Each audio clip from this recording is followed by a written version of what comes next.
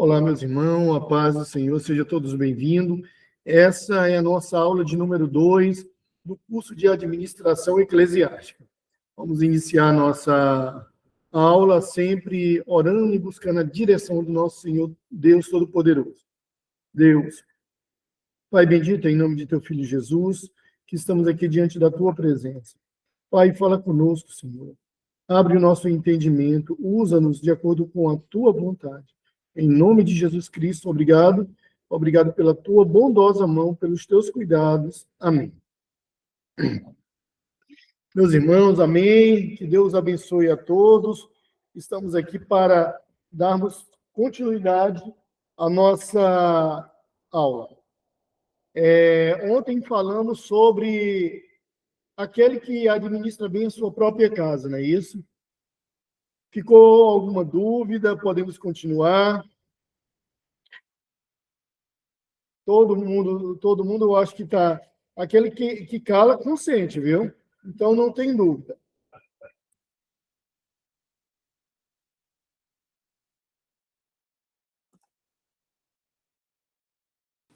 Até aqui tranquilo, professor. Vamos em frente. Ótimo, então vamos em frente. Hoje nós vamos falar sobre a administração propriamente dita.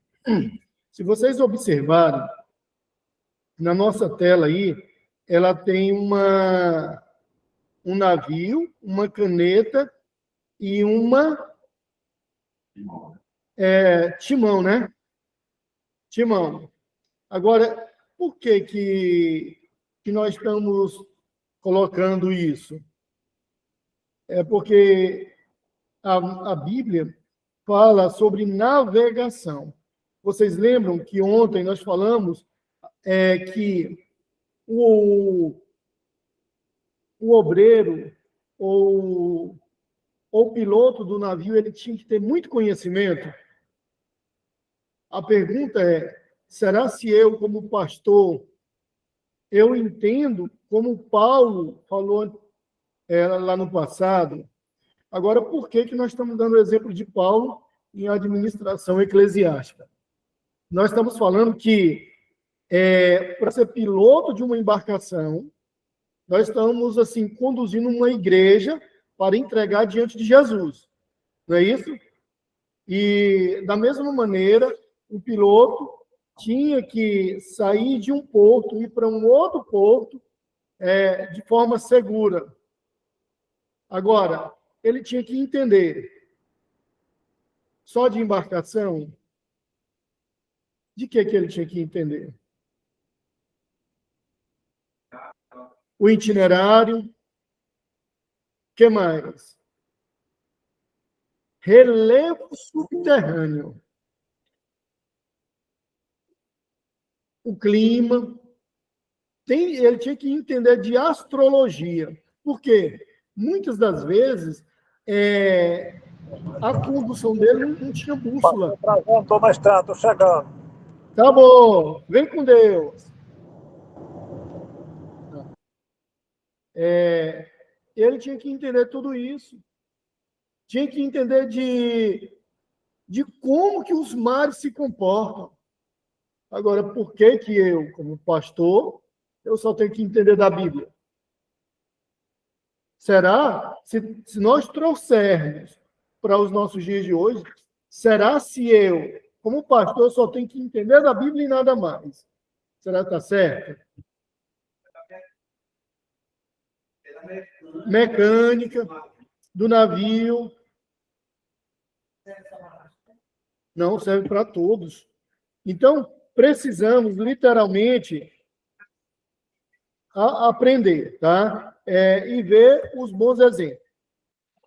Um homem, tendo que viajar, reuniu seus servos e lhes confiou seus bens. Muito tempo depois, o senhor daquele servo voltou e pediu conta. E aí, me diga, quando Jesus voltar, ele vai pedir conta de cada ovelha que se desgarrou e nós perdemos. Não sou eu que estou falando, não. A seriedade da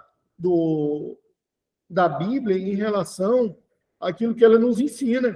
E muitas vezes eu vejo pastores dizendo: olha, não gostou? A porta é a serventia da rua, da casa. Pois só eu que já ouvi isso.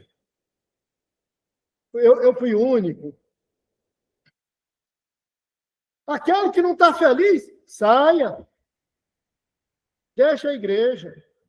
Eu nunca vi.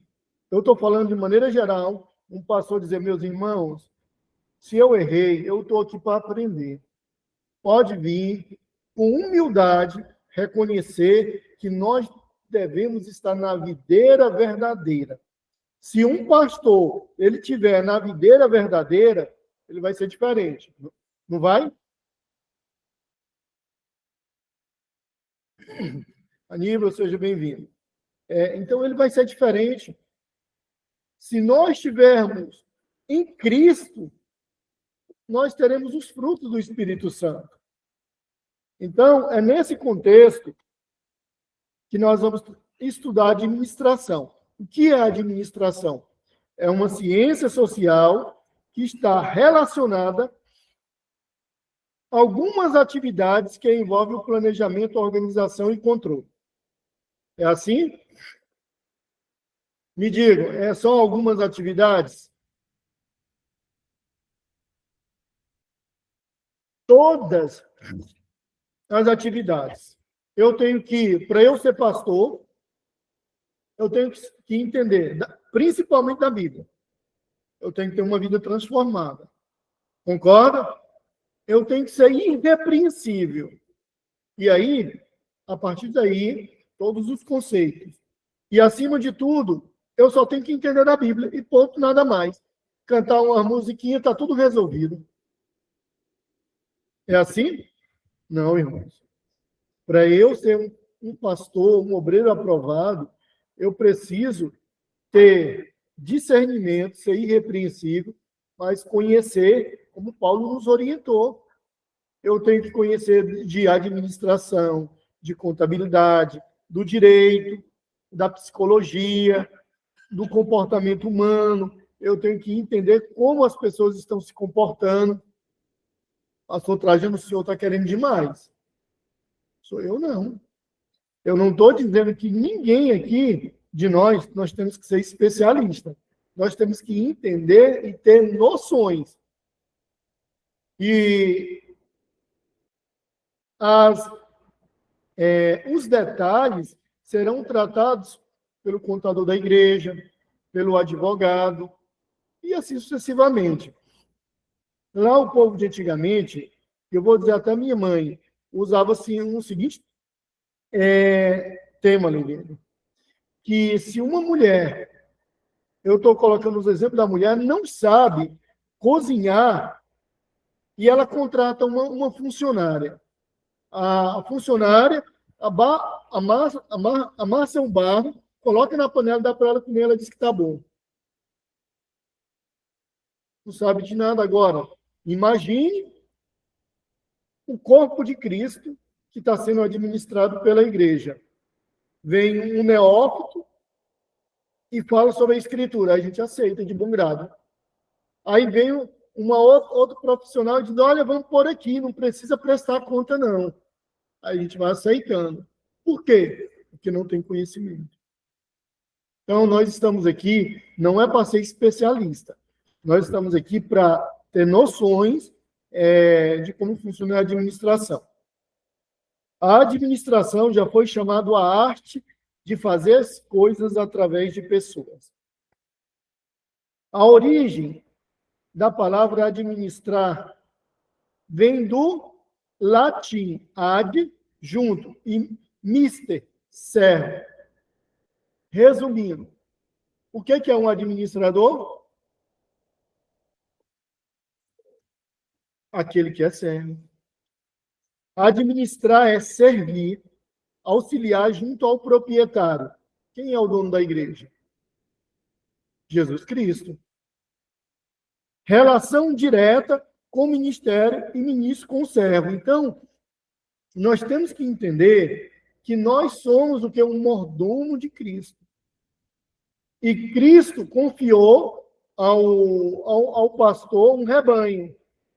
E se eu não tiver cuidado, eu vou prestar conta. E a Bíblia diz que ai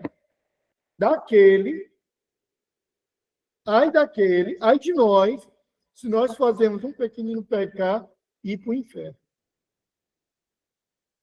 O que a Bíblia fala sobre isso? Seria melhor fazer o quê?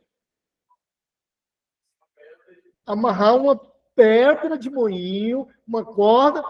Agora, por que uma pedra de moinho? Por que não uma pedra normal? Para ficar lá no fundo. Para não ter escapatória. Ela pode flutuar, ela pode, com as águas, as correntes podem ir jogando ela de um lado para o outro. A pedra de moinho, ela chega.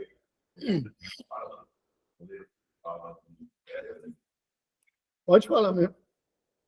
É porque estava falando de algo eficaz. É uma pedra de moinho, aquela pedra que ela é pesadona. E Se eu falasse uma pedra, eu poderia ser uma pedrinha para eu montar no meu pescoço e não ia afundar. Então, ele é específico quanto ao tipo de coisa que tem sua eficácia, de afundar e ter jeito de sair. Obrigado, pastor Messias. Então, temos que ter cuidado, pessoal. Precisamos administrar bem. A definição clássica de administração: planejar, organizar, liderar e controlar. Como que eu vou fazer um planejamento se eu não conheço? É possível eu planejar alguma coisa que eu não conheço? É possível eu organizar aquilo que eu não planejei? Não. É possível eu liderar se eu não organizar e se eu não planejar? Tem muita gente que está liderando aí, não tem? Vamos lá para a igreja, reunião, aí reúne todo mundo. São reuniões ineficazes, muitas vezes não leva a nada no sentido da administração e não repercute os efeitos que deveria ser. Eu vou dar um exemplo claro. A Igreja, a Assembleia de Deus, nos últimos anos, ela não tem crescido como vinha crescendo. Por quê? Deus mudou? A Bíblia mudou? Não. Agora, o que está acontecendo? É que o povo, pastor Trajano, não quer mais compromisso com Deus. Será que é isso?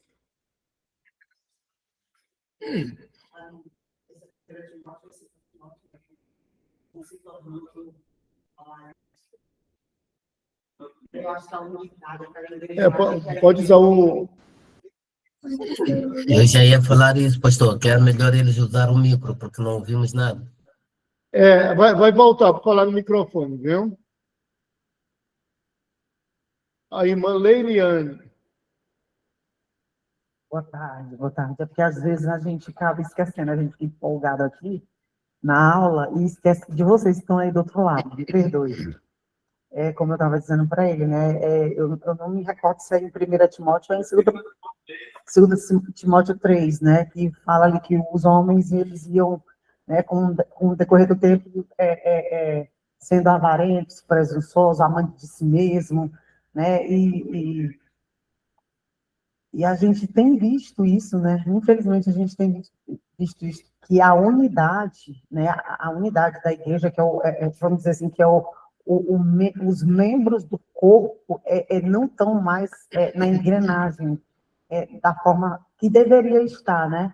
Então, vem se perdendo no decorrer do tempo, as pessoas, elas deixam de acreditar, deixam de dar credibilidade. Eu conheço várias pessoas, né, que foram para a igreja, que hoje não voltam mais para a igreja, né, por causa de situações que poderiam ter sido, vamos dizer assim, evitadas, né, e infelizmente isso não aconteceu.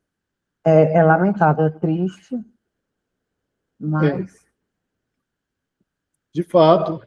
Agora, quem é avarento? Quem é amante de si mesmo? Quem é que está fazendo os pequeninos se desviarem? Será se as próprias ovelhas ou somos nós que estamos na liderança? São perguntas que nós temos que refletir. O homem, na sua natureza, ele foi criado à imagem e semelhança de Deus. E nós almejamos a Deus. Nós temos sede de Deus. Mas a partir do momento que nós, como líder, começamos a nos afastar das Sagradas Escrituras, aí começa a vir os problemas. Aí começa a vir as divisões no meio da igreja. Agora, quem é que está causando divisão? Geralmente, quem veio plantar o joio no meio do trigo foi Satanás. E aí, é por isso que é importante nós sabermos planejar, organizar, liderar e controlar. Nós precisamos ser líder, fiel e verdadeiro. A quem? A igreja. Vamos lá, pode botar. A Jesus. Ótimo, parabéns. As Sagradas Escrituras. Aquela pessoa que diz, nós temos que ser fiel à igreja, ao pastor, temos que ser fiel a fulano, a ciclano. Espera aí, já está se perdendo. Todos nós devemos fidelidade às Sagradas Escrituras. Pastor, professor, eu já tenho algum tempo que eu trabalho com liderança na área de pastor, e eu sei que essa área de pastor não é fácil. Ela é muito difícil, ela é muito complicada, mas a Bíblia vai dizer que Deus, ele não dá essa honra para ninguém se por ele não for dado. A Bíblia vai dizer sobre isso aí. Glória a Deus. E é uma missão. Deus nos deu uma missão de liderar. Só que essa missão, ela tem alguns atributos em cima desta missão. Humildade, simplicidade, mansidão, amor. Esse ano agora, aconteceu algo lá na igreja. Eu dirijo uma igreja, não é grande, é uma igreja pequena. E eu liguei para uma irmã e falei que eu queria conversar com ela, e eu fui na casa dela. Quando eu cheguei lá, a irmã não me recebeu. Eu vou falar a verdade para o senhor, que me deu uma ira muito grande no meu coração. Sério mesmo. Eu falei, meu Deus, como é que eu venho na casa da irmã, o pastor vem visitar, e a irmã faz de conta que o pastor não chegou, e me enrolou e não me recebeu. Só conversando com o esposo dela. Eu percebi que... Aí eu fui conversar com Jesus. Jesus, o que está acontecendo? Aí Jesus veio falar no meu coração que cada pessoa ela tem as suas particularidades. Assim como o pastor tem dia que ele não está para receber ninguém, ou uma pessoa normal, tem pessoas também que não está para receber ninguém. Então a gente precisa respeitar esse momento, essa hora dela. Agora, não cabia eu, como pastor, largar ela, abandonar ela. Glória a Deus. Eu espero um momento, espera alguns dias, depois você vai lá. Agora, primeiro, você tem que entender que você tem uma missão, e a sua missão não é com fulano, não é com ciclano, é comigo. Glória a Deus. Jesus. Eu pude entender isso aí, entendeu? Eu pude entender isso aí. Eu glorifiquei muito a Deus. Amém. E a mágoa sai do coração da gente. Agora a gente entende que muitos pastores hoje não têm esse relacionamento. Muitos irmãos não estão indo para a igreja. E, infelizmente, é por causa da liderança mesmo. A liderança não tem a sensibilidade, não tem a humildade de dizer, eu preciso ir lá saber o que está acontecendo. Aí vai para onde? Vem para cá, para o WhatsApp. Vai, expor a situação dele no WhatsApp. Redes entendeu? sociais. Nas redes sociais. Eu falei, irmãos, eu não quero ninguém expondo nada em redes sociais, principalmente no grupo da igreja. Não quero uma pessoa aqui dentro dessa igreja aqui desabafando em cima do púlpito e no grupo da igreja. Se tiver alguém desabafando aqui, entendeu? Eu vou excluir por um tempo. E assim Deus me deu essa orientação. Obrigado. Que bom, viu? Isso, mais do que importante, seu testemunho, justifica que o pastor tem que ter controle emocional, tem que ter o que? Discernimento, pedir a direção de Deus e ter uma coisa muito importante, amor. Só cuida quem ama. Só cuida quem ama. Quem não ama, não cuida. E nós, como os pastores, nós não estamos aqui para julgar o Pedro, o fulano ou ciclano, porque ele me machucou, não. Nós vivemos não é pelos nossos sentimentos, nem pelas nossas emoções. Nós vivemos pelo aquilo que diz a palavra de Deus. E temos que entender isso. Então, nós temos que planejar bem, nós temos que organizar bem, nós temos que liderar. Irmãos, trabalhando com empresa, o tanto que eu já fui literalmente assim testado ao ponto de ter 3, 4 funcionários numa sala chorando um com raiva do outro.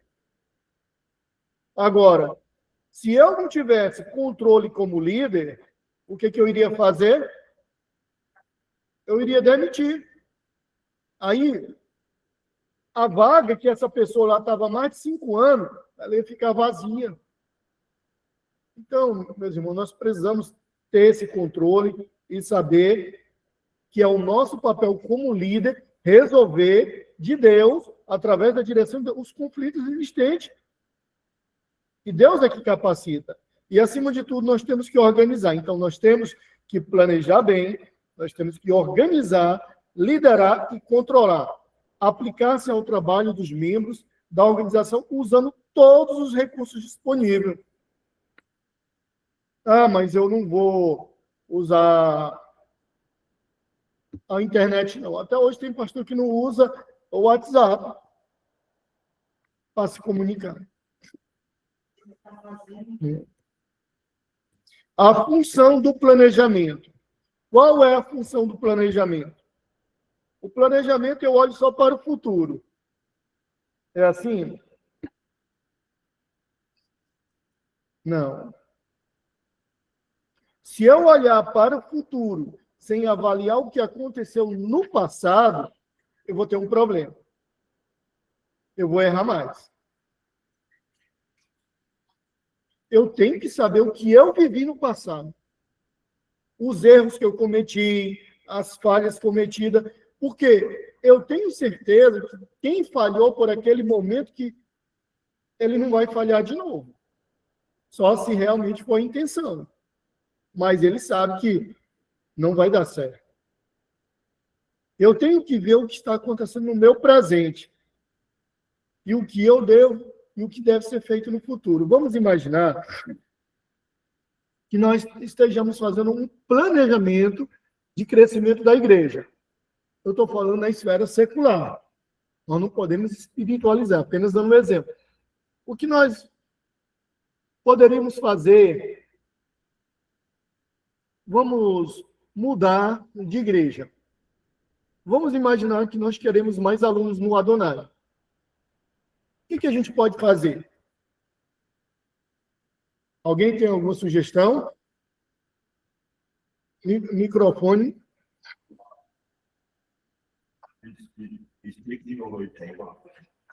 Vamos imaginar que nós estejamos planejando o crescimento do Adonai, do seminário.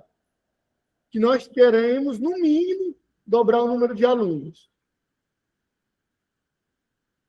O que a gente tem que olhar? Passado. Primeiro, nós temos que olhar como vem sendo, como está a fazer o nosso gráfico no passado, né? Curto.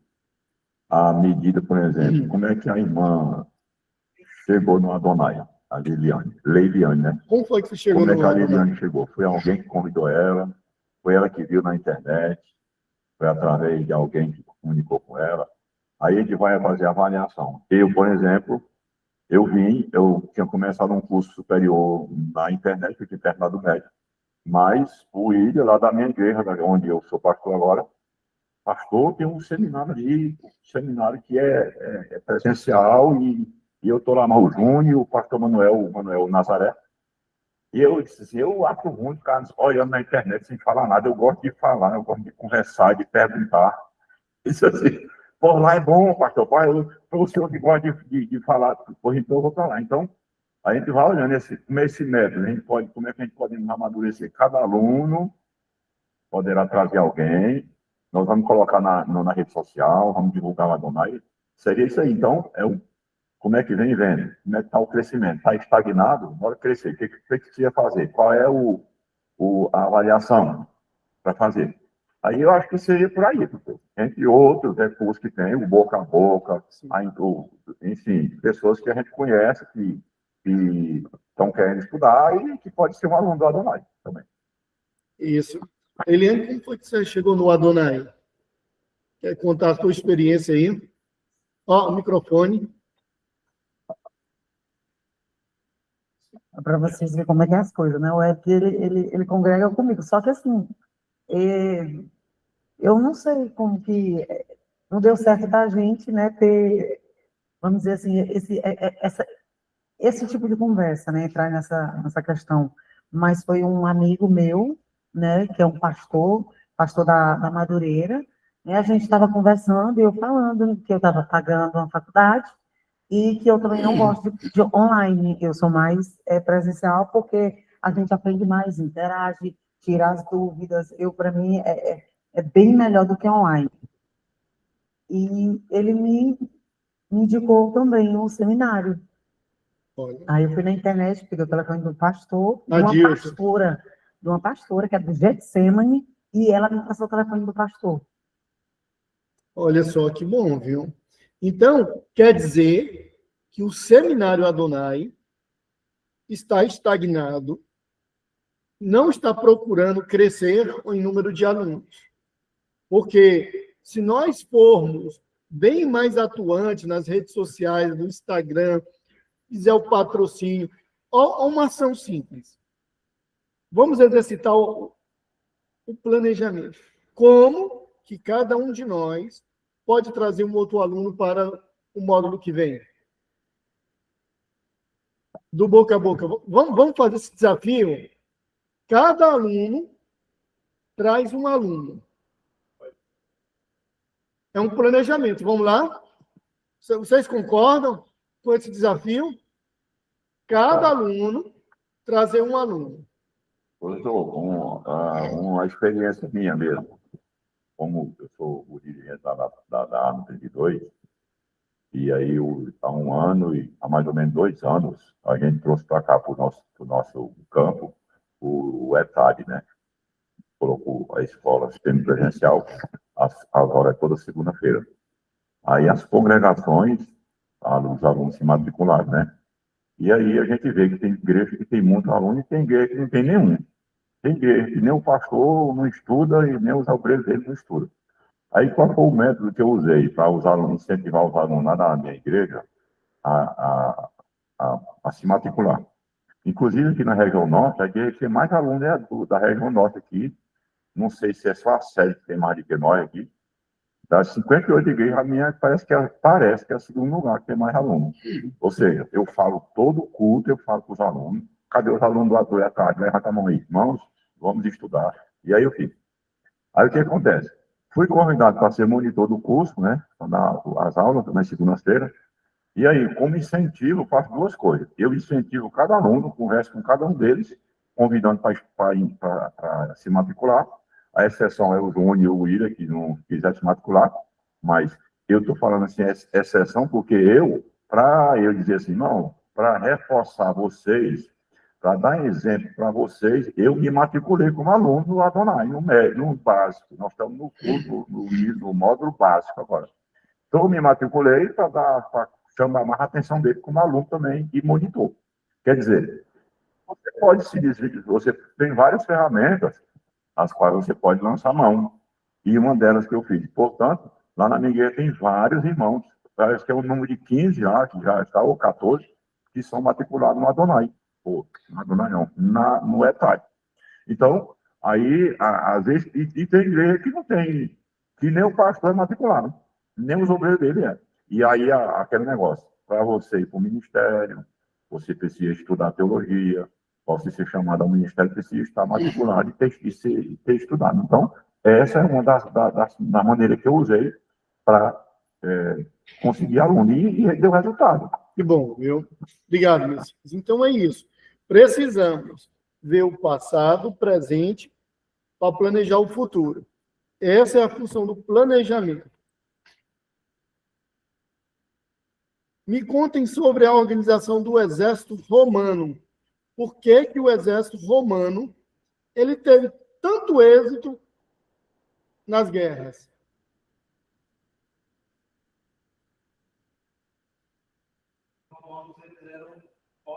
Ó, microfone. Os romanos, eles eram ótimos administradores, tanto politicamente, e isso resultou nesse exército que eles tiveram com bom êxito. Ele sabia dispor de recursos humanos, financeiros, materiais de forma adequada, garantir que cada pessoa saiba a sua função com responsabilidade. A pergunta é: será se eu, como pastor, eu deixo isso claro na igreja? Qual é a função de cada departamento? Ou, peraí, pastor Trajano. A minha igreja, cada departamento tem vida isolada.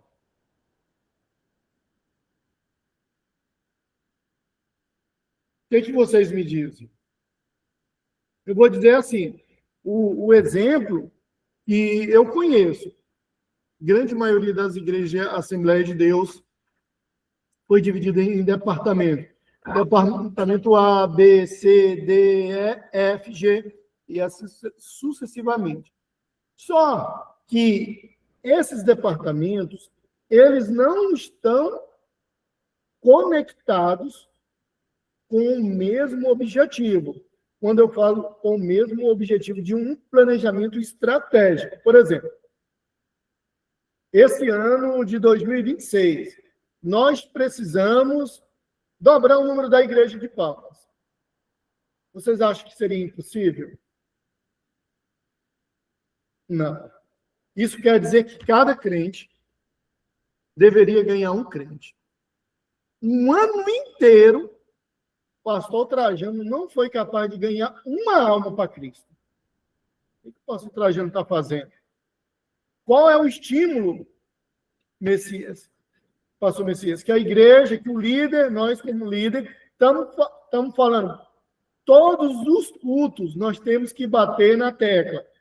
Pessoal, nós estamos no 2026, o nosso planejamento é que cada alma ganhar uma alma, cada crente um crente, e acompanhar ele durante um ano. Você já pensou se nós fizéssemos isso? Se eu, pastor Trajano, soubesse qual o meu lugar. Às vezes, nas igrejas, as pessoas dizem, tem gente demais, cargo demais.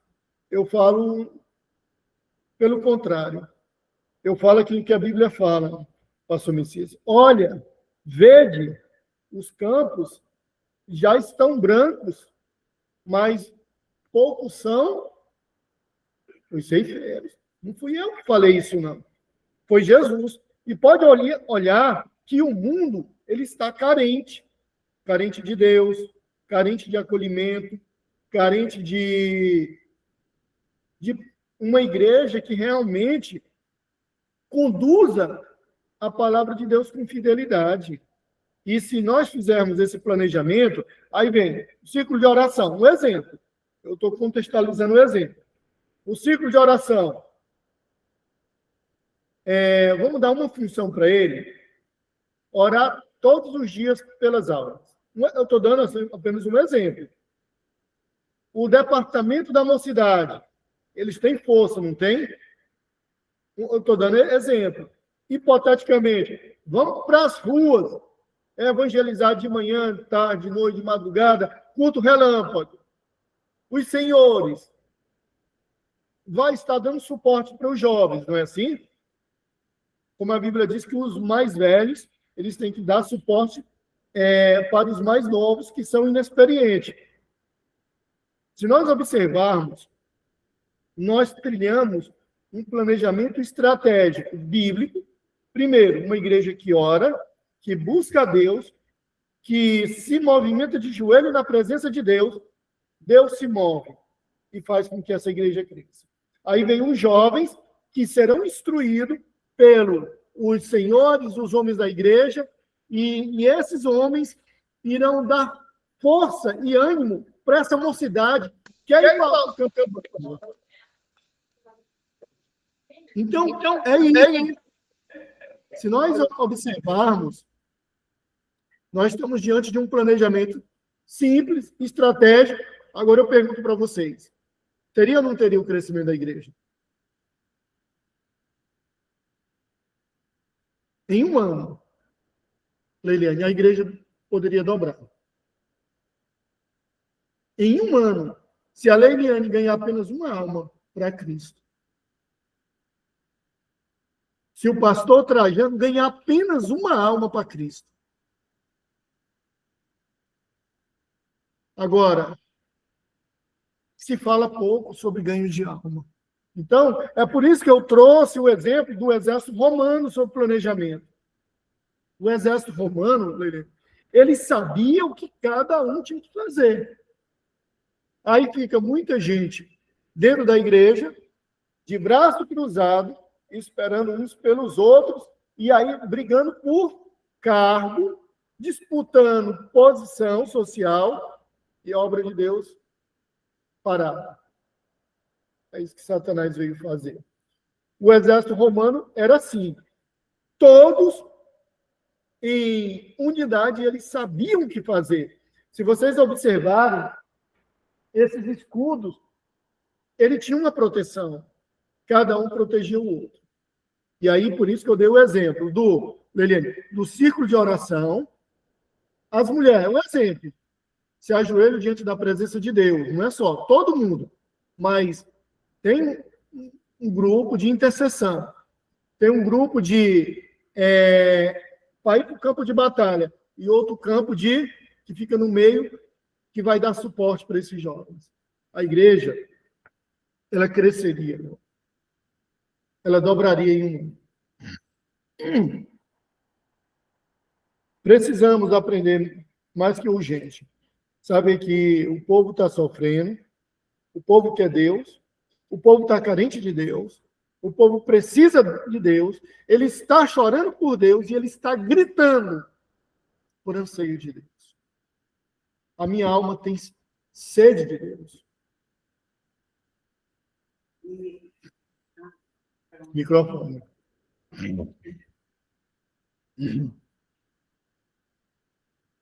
Só uma observação, trazendo aqui, vamos dizer, minha visão, né? Se a gente olhar, né, ali, Mateus, Lucas, Marcos, né, aquela trajetória de Cristo, a gente vai ver que era uma pessoa, lógico que, né, ela tinha o direcionamento do Espírito Santo, não tinha dinheiro, não tinha cargo eclesiástico, andava em qualquer lugar, dormia em qualquer lugar, e a multidão era com ele. Era com Cristo. Não precisava de muita coisa, né, para atrair a multidão. A presença do Espírito Santo que já estava em Jesus, né, já colocava o povo para ficar perto. Porque quem é que não quer ficar perto de uma pessoa cheia de Deus? Todos nós. Todo mundo. Agora, faço uma pergunta. Quem quer ficar perto de um pastor, eu vou usar as palavras... Atribulado. As pessoas, elas estão procurando Deus. No dia que eu quero pedir para vocês, nunca diga que o povo não quer mais Deus. Porque se nós observarmos, lá o princípio, Deus criou o homem em sua imagem e semelhança. Se nós somos criados, nós temos sede de Deus. Alguma coisa aconteceu nesse intervalo, pecado, que nos distanciou de Deus. Mas ainda assim, principalmente quando um pastor que apacenta, cheio do Espírito Santo, ele apresenta que o pastor Trajano errou, eu falo, é mesmo, eu preciso de Deus. E essa alma se converte. A outra função, liderança, delegar autoridade e escolher a pessoa certa para cada função.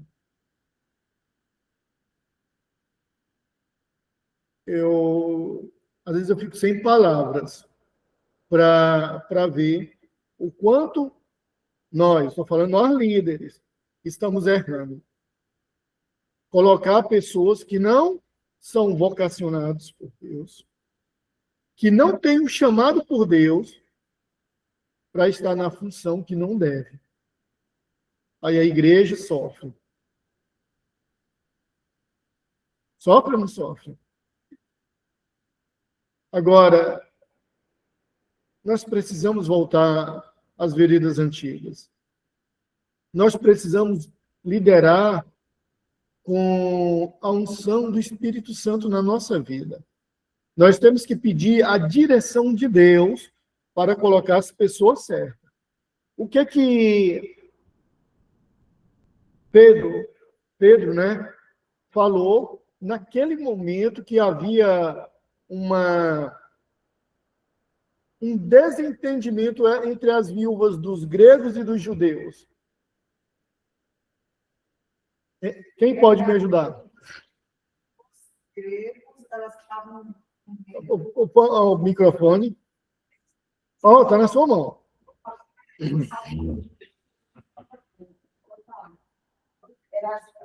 Na verdade, os apóstolos, em capítulo 6 de Atos, né? Quando teve a questão lá, a disputa, né? As irmãs gregas, que eram judias, que tinham se convertido ao judaísmo, estavam sendo discriminadas pelas irmãs que eram de nascimento, judeus de nascimento. Tá? E aí o que os apóstolos fizeram? Os apóstolos, eles não rebateram, eles não foram ficar contra os que estavam causando problema lá, que estavam discriminando. Antes, eles lançaram mão de quê? Da solução. Porque nós, quando estamos administrando, precisamos ser sensíveis ao momento em que eu preciso delegar alguma coisa. Porque, abrindo parênteses aqui, o Moisés, quando estava lá no deserto, ocupado com respondendo o povo durante o dia todo, Moisés precisava de alguém administrar. Ele não precisava de uma revelação de Deus para fazer aquilo que ele fez. Ele precisava de alguém que tinha visão de administração, que nem o sogro dele. Porque o Senhor precisava, Moisés, vem cá, deixa eu te fazer um negócio. Tu vai escolher um homem do teu meio, tu está cansado aí. Não era Deus que era a melhor pessoa para falar. Deus usou o Jetro para falar aquela palavra dele ali, porque é do nosso meio que surgem as soluções. Como nós vimos ontem, o pastor, hoje de manhã, o pastor Darlan falando. Nós falamos lá de Atos, capítulo 15, versículo 28. E os apóstolos disseram assim: pareceu bem a nós e ao Espírito Santo. O Espírito Santo estava lá também. Ele estava gerenciando a reunião e deu apoio final. Portanto, voltando aqui ao Atos 6, os apóstolos não foram combater os que estavam lá disputando. Não, vamos procurar a solução. O que nós vamos fazer? Aí disse assim: escolhei. Eles não escolheram. Escolhei entre vós 7 homens. Então, delegou o quê? A igreja. É a questão eclesiástica, né? A questão do plenário. E o plenário escolheu os 7 homens. Como que eram com as os qualidades. 7 homens? 7 homens, varões. Como que é? Vamos lá.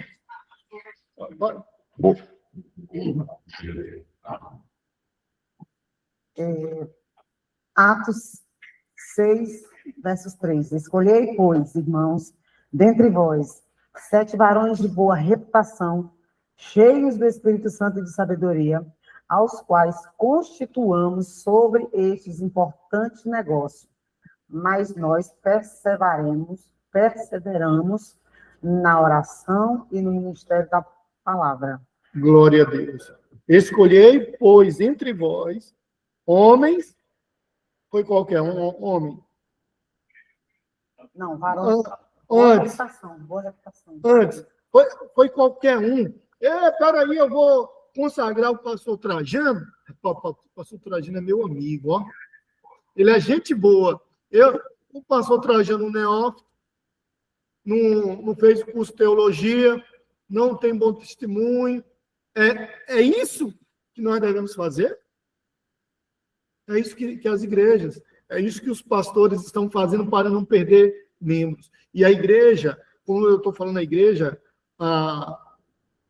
a entidade, personalidade jurídica, cada dia está declinando. Por quê? Porque nós não estamos escolhendo varões de boa reputação. Qual é o exemplo que eu vou dizer para o Messias? Pastor Messias, Messias, vamos lá para a minha igreja, rapaz. Lá, o povo é cheio do Espírito Santo. Rapaz, vamos para lá. Lá é bom, Messias. Messias, vamos lá. Aí o Messias não vai. Aí eu vou no outro dia. Aí o Messias vai chegar um dia, rapaz, eu quero conhecer esse negócio mesmo. Nós precisamos ter na liderança da igreja homens de boa reputação e cheios do Espírito Santo. E aí nós estamos falando sobre a liderança. Tá?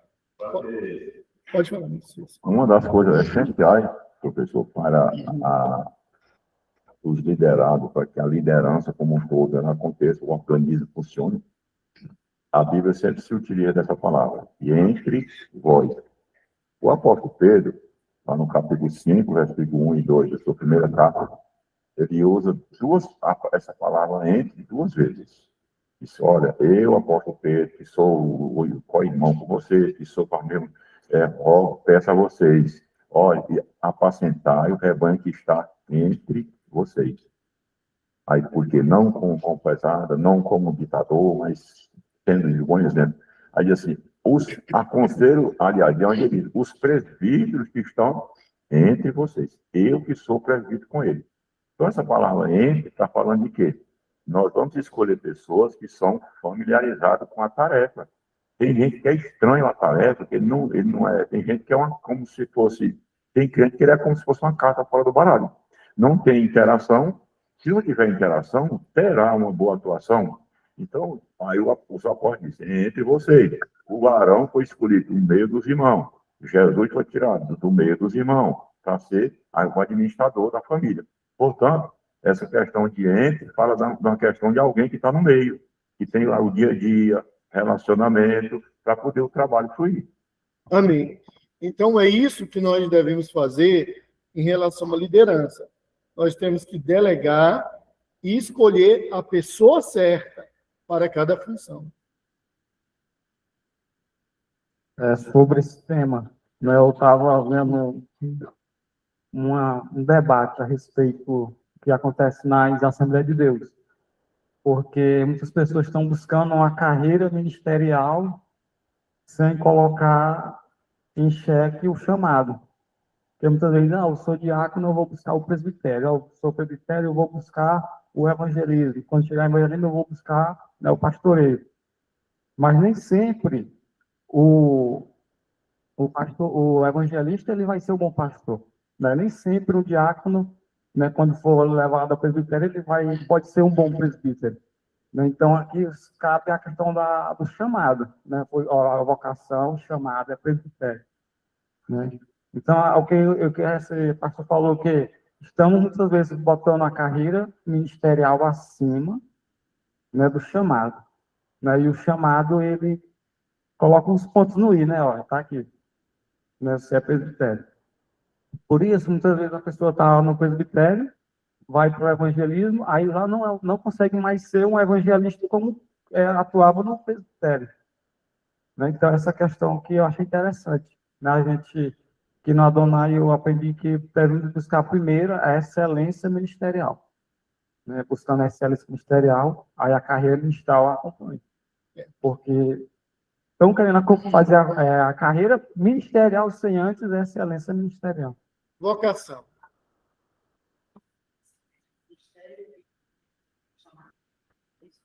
É o seguinte, o ministério quer dizer, ele quer dizer o diácono, vem auxiliar, diácono, presbítero e evangelista e pastor. Isso não quer dizer que se eu fui consagrado para diácono, agora, o pastor que me consagrou, ele tem que entender e de Deus pedir a direção que eu sou diácono. Agora, eu vou fazer uma outra colocação. Vamos imaginar que eu tenho o rim, o pulmão e o coração. Eu posso pegar o coração e dizer, fica no lugar do rim, fica no lugar do coração. Dá certo isso? O que eu quero dizer, pessoal, é que vocação é algo mais importante que tem na vida do ministério. Alguns foram chamados para ser evangelista. O que a Bíblia diz? Fique na vocação para a qual vocês foram chamados. Se o diácono está servindo bem, por que eu tenho que dar cargo para ele de pastor?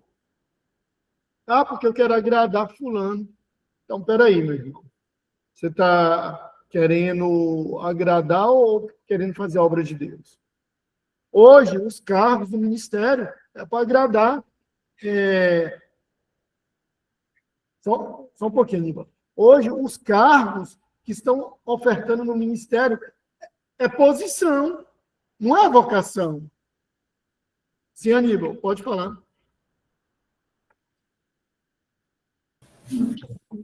Só uma questão. Se formos olhar para lá para o passado, eu pergunto, de onde vem essa questão de se eu ontem eu fui separado para diácono e de repente, passado de algum tempo, começo a subir de escala. Agora já sou evangelista e amanhã, depois de evangelista, passo para pastor. Eu acho que ao longo da história da igreja, nós não, mas os pastores, no sentido dos primeiros, eles perderam essa questão da essência nesse sentido. Fizeram dos ministérios uma escala de como estás a falar aí. Então, porque isso não é atual, isso já é antigo. Eu, em Moçambique, conheci um diácono. Ele foi consagrado jovem, já partiu para o céu, e todas as vezes que havia, não é conferência, que havia o encontro pastoral, né, geral das Assembleias de Deus em Moçambique, sempre colocava o nome dele para ser consagrado como pastor. Antes era para ser evangelista. E ele teve que fazer uma carta para a direção geral e disse: o meu chamado é diácono, eu vou morrer sendo diácono. Nunca não pensem que eu estou aqui para subir de carreira, eu estou aqui para servir a Cristo. Então, e isso deu polêmica porque muitos criticaram a ele, mas ele foi severo, foi muito firme. Era um homem de palavra, um homem que pregava, um homem com conhecimento, de tal forma que ele morreu, ou partiu para o Senhor, perdão, e nunca aceitou outro ministério a não ser diácono. E nós conhecemos a ele como diácono. Então, eu acho e vejo que houve muita mudança nesse sentido aí. Os pastores, os antigos, nesse caso, começaram a perder essa visão, porque o Aníbal está mais inclinado ali, colocamos como diácono, mas ali não dá, mas acho que ele pode fechar esta brecha aqui como evangelista. E, de repente, ali no evangelista, às vezes, pela graça de Deus, porque é uma pessoa que se dedica, que ama a palavra, não, já não dá, tem que dirigir uma igreja. e outra coisa que eu vejo também, mas pode ser a minha visão, é que as pessoas, de facto, são chamadas para certos cargos na igreja, mas não sabem, no fundo, para o que faz essa pessoa, qual é esse ministério, o que é feito nesse ministério. Vejo muitos evangelistas que são chamados como evangelistas, mas não fazem nada que tenha a ver com evangelismo. Não fazem praticamente nada. Por quê? Porque eles não têm chamado para isso, mas porque a igreja necessita de um evangelista, colocamos. Porque precisa de um presbítero, colocamos. Eu acho que nós temos que voltar para os princípios. Orar, esperar que o Espírito Santo revele e fale tanto para o pastor assim como para a pessoa em causa que vai ser colocado na função como tal, e haja concretização daquilo que é o chamado de Deus, sem querer que hoje ou amanhã mude, porque estamos a perder dons. Aliás, estamos a perder dons, não, estamos a usar mal os dons ministeriais, estamos a usar muito mal, e nós precisamos de voltar para os princípios. Obrigado. De acordo, Aníbal, concordo plenamente, nós precisamos voltar para as veredas antigas. Eu vou dar um exemplo. Não é porque o pastor Trajano, ele serve bem como diácono, que ele vai ser um bom evangelista, não. Eu conheço pastor que é uma benção como evangelista, mas na hora que vai apacentar uma igreja, desmonta a igreja, desmancha a igreja toda, desmancha, ou seja, espalha. É só eu que conheço? Ninguém conhece pessoas assim? Não é vocacionado. Então, o que Paulo está dizendo é o seguinte: cada um fique na vocação do qual foi chamado. Cada um fique. É o livre-arbítrio daí. Por exemplo, as pessoas chegam a me perguntar por que eu não sou aquele pregador, por que eu não... Eu falo, irmão, peraí. Primeiro, eu gosto da área de ensino. Eu tenho... Deus tem me dado essa habilidade para ensinar, para conversar, para fazer uma pregação expositiva, uma pregação de conscientização, não é aquela pregação que, como diz, arrebata a multidão. Não. É consciência. Sim, pastor. Aqueles ensinadores do expositor da Escola Bíblica Dominical, lá da Rede Brasil, lá de Recife. Você vê aqueles caras fazendo um comentário lá, como você vai ver o cargo ministerial deles, são diácono, é auxiliar. Se você vê assim, mas não pode, rapaz, entendeu? Então, eles não estão preocupados com o cargo, com o nome, entendeu? Você vê, eu tive um problema com o pastor uma vez, que ele era evangelista, ele chegou diante do pastor presidente e pediu: eu quero ser apresentado como pastor, porque eu já tenho 6 anos como evangelista, agora eu preciso da minha credencial como pastor. Consagrar o homem, aliás, ordenar o homem como pastor, se perdeu. Pois é. Não, irmãos, é isso. Hoje, nas nossas igrejas, não tem mais cuidado com o servir. Tem o cuidado com o status, com o cargo. Eu conheço igreja que tem tanto pastor, mas, pasme, mas passa ano e sai ano, e as ovelhas não recebem a visita de um pastor.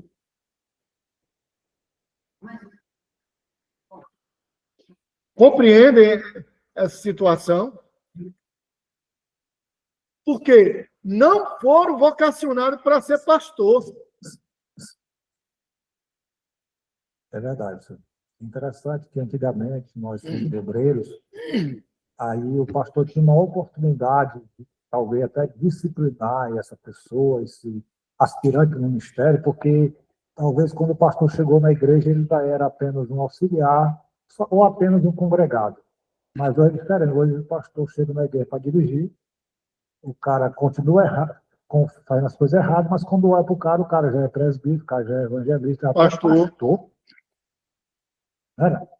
Então, não sendo consagrado, era uma maneira do pastor dizer assim: pai, esse cara aqui vai aprender comigo. Porque se ele não trilhar o caminho por onde quer para trilhar, ele não vou levar ele para consagrar. Mas hoje não, hoje você chega, você trabalha paralelamente com essas pessoas. Então, assim, ó, se o pastor quiser me ajudar, pode me ajudar, ou senão, porque eu já sou pastor, já sou evangelista, pronto. Então, não é critério mais de se disciplinar a pessoa nessa questão, porque já é consagrado. Mas ainda vou dizer uma coisa muito real e verdadeira. O cajado está na mão de quem Deus colocou. Se o pastor Messias está lá na igreja, com todo respeito, pode ser o pastor que é mais alto que o Messias. Se ele descumpriu a palavra de Deus, ele tem que chamar. Meu pastor, o senhor sabe quanto o senhor é importante. Mas a Bíblia fala A, B, C ou D.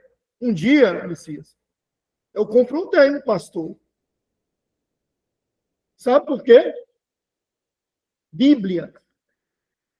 A Bíblia. Aí o cara subiu e ficou contrariado comigo. Eu falo, peraí, meu pastor.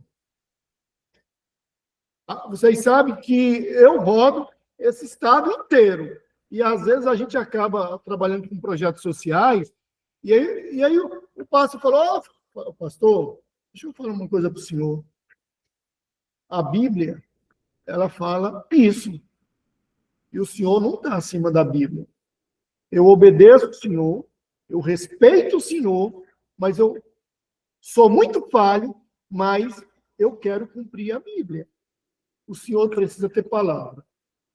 Sim, sim, não, não. Passando disso, é o quê?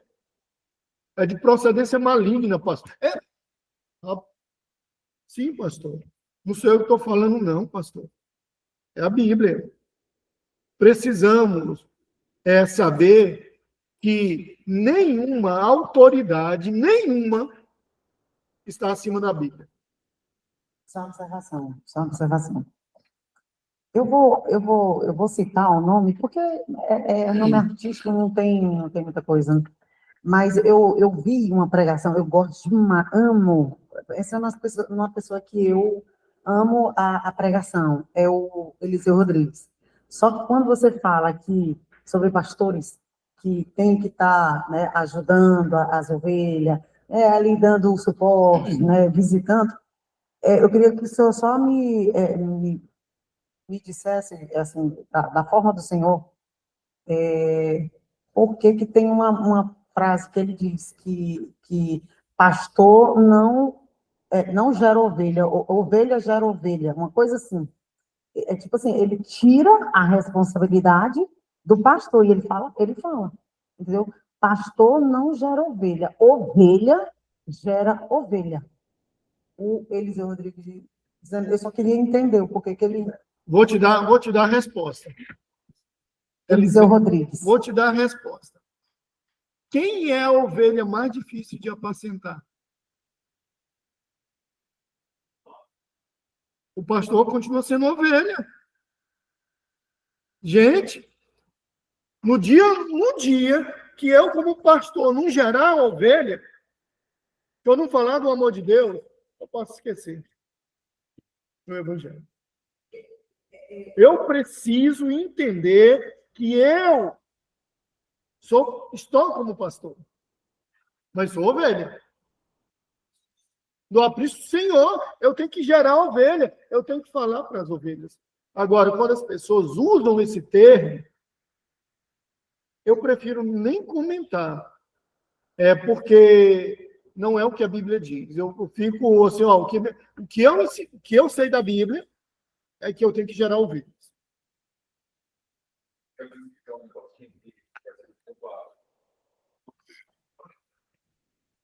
Pessoal, dentro desse tema, né, do Ministério Pastoral, e eu já vi isso muitas vezes, muitos públicos.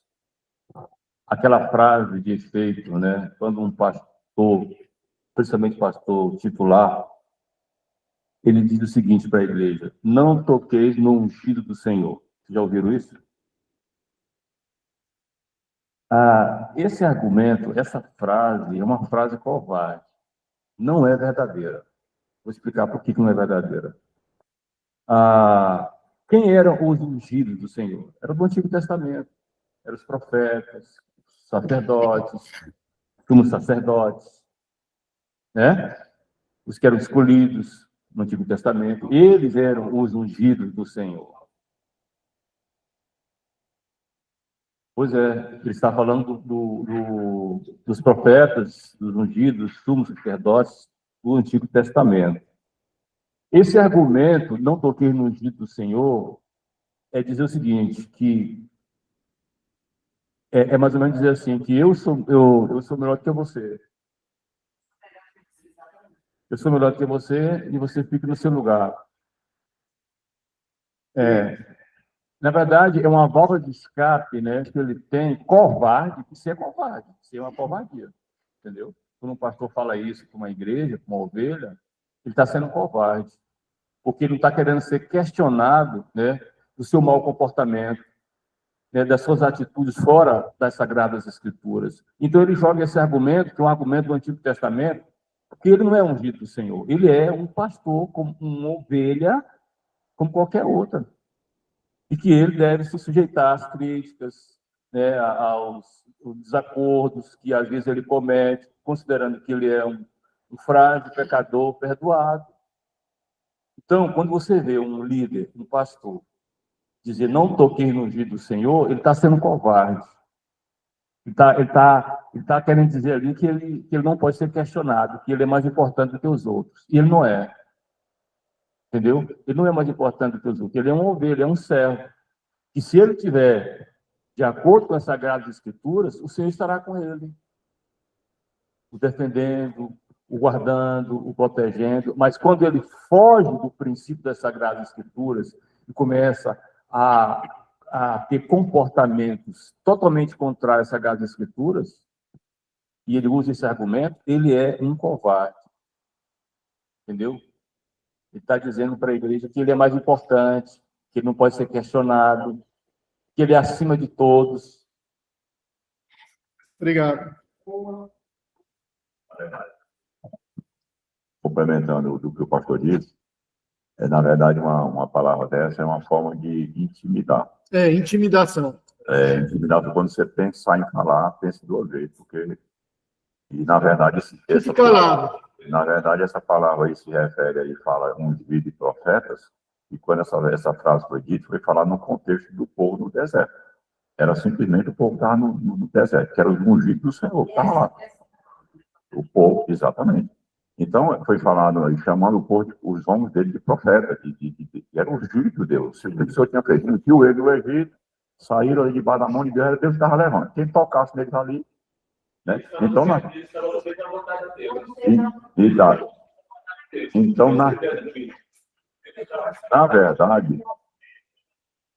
verdade, só complementando, na verdade, o ungido de Deus é todo aquele que o Senhor chama, todo e qualquer. Que estiver no centro da vontade de Deus, obedecendo às Sagradas Escrituras.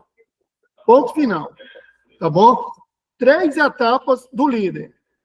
Organizar o que será feito, guiar como fazer, motivar. Olha aqui, pessoal, ó. Motivar e corrigir. Qual é o propósito da disciplina? É matar a ovelha. É assim? Eu vou dar o que é o propósito da disciplina? O propósito da disciplina é a formação do caráter. Não podemos. O excesso leva a pessoa a desanimar. E a falta gera ovelhas rebeldes. O propósito da disciplina é a formação do caráter. Deve ser feita com amor. Pastor, meu filho, vem cá.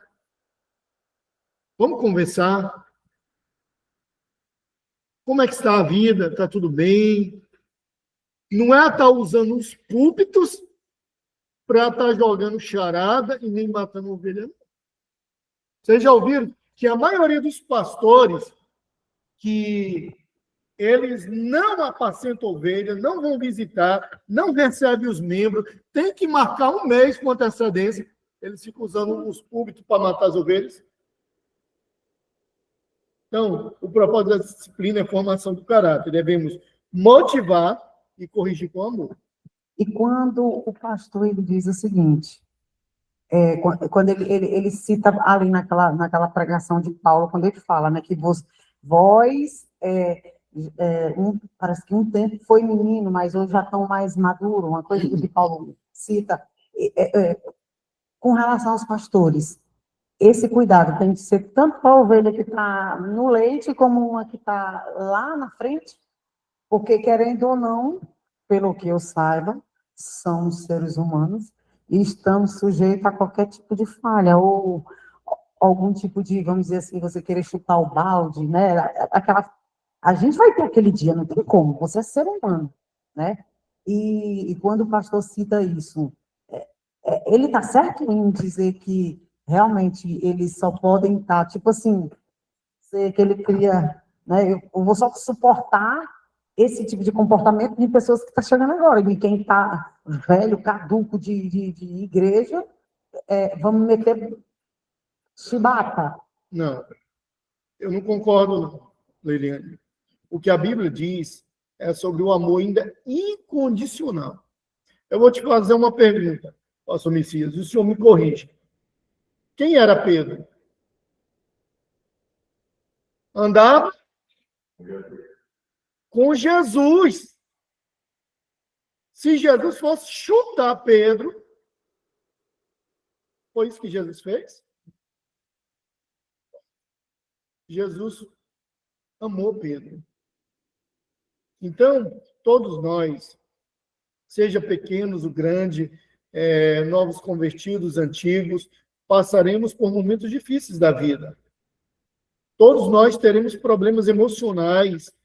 Isso é biológico. E nós, como pastores, temos que entender e temos que amar como Cristo amou a igreja. Lembrando, pastor, a Glébia, tem aquele tipo de crente, né, que a gente sabe quando você está com um problema. É um crente que você está na igreja, você está ativo, você é uma pessoa que ajuda, que serve. Eu não estou dizendo daquele que está o tempo todinho que Deus dá, dando problema, dando trabalho. Né? Eu estou só querendo dividir nesse tipo de ovelha, né? Tem umas ovelhas que oh, Jesus, tenha misericórdia. Amém. O amor prevalece. A Glébia.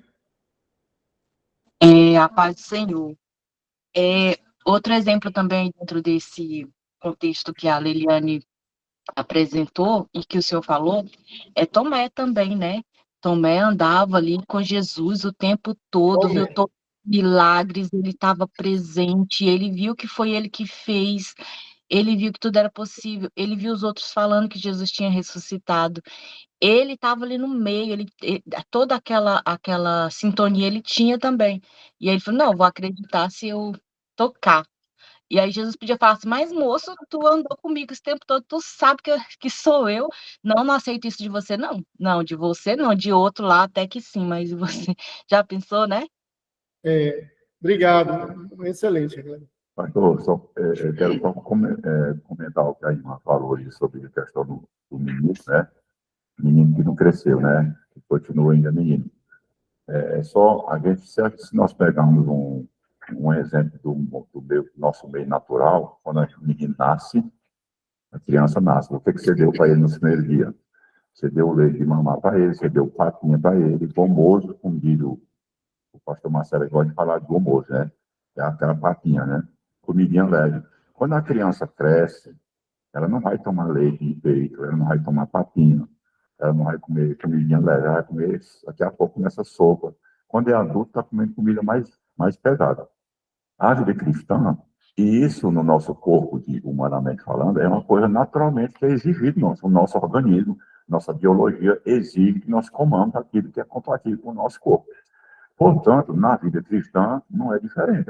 A pessoa nasce para Cristo e começa a crescer os primeiros dias. E o pastor disse aqui que o amor é incondicional, e isso é verdade. Só que o crente ele precisa crescer. É necessário crescer, porque senão ele estagna. Ele fica no nanismo, né? Ele fica no toda a vida, raquítico, e não crescer. Portanto, durante a caminhada, a gente vê na Bíblia a exortação para que essas pessoas cresçam, amadureçam. O autor aos Hebreus, lá no capítulo 6, diz: eu queria ensinar coisa maior para vocês, dar uma coisa mais elevada, mas vocês continuam como menino, vocês não cresceram.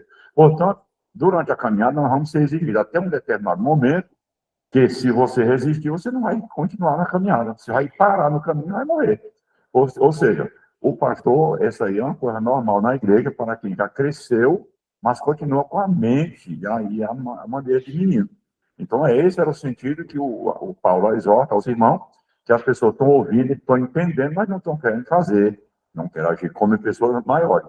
Então, não é possível mais dar papinha para quem é grande, só para quem é criança mesmo, de verdade, que nasceu agora no Evangelho e começa a crescer. Obrigado, Messias. Função 4, controle.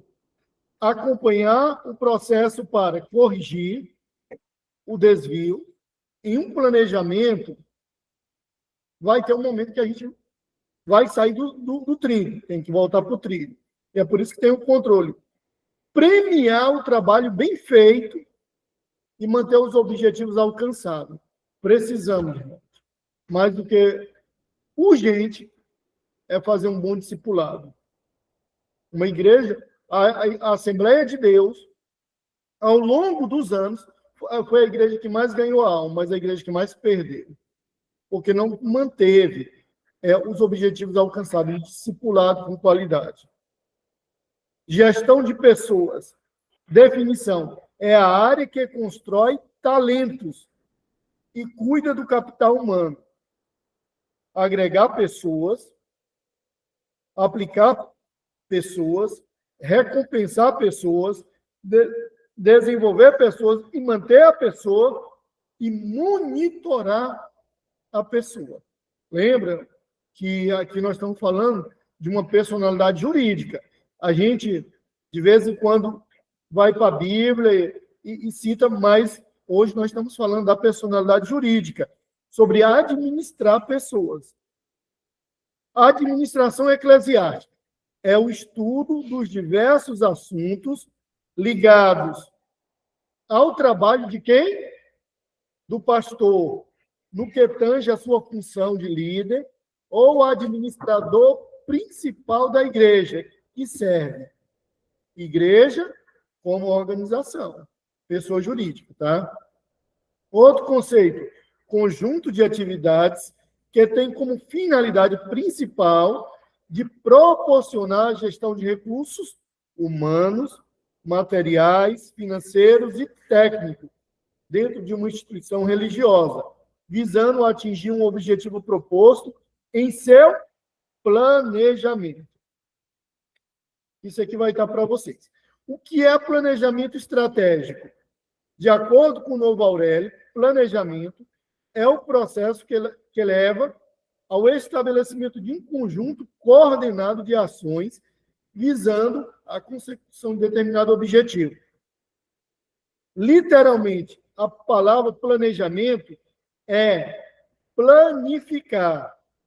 Significa tornar plano aquilo que eu estou vendo aqui, ó. Eu sei a minha intenção. Isso está claro para mim que pode acontecer problemas, porém, no meu planejamento é algo que eu possa controlar. Algo plano tem característica de ser liso, sem desigualdades, ou ainda algo claro e simples, como é o exército romano. Eles tinham uniformização nos escudos, nas armas, no capacete, tudo estava sincronizado. É por isso que eles cresciam. Planejamento, no primeiro momento, visa a remoção de obstáculos, visa facilitar, simplificar, criar clareza acerca do próprio caminho. Eu preciso ter clareza de por onde vou caminhar, não tem? Se eu não tiver, o que vai acontecer? Eu vou passar por obstáculos que eu não possa controlar. Pode sim.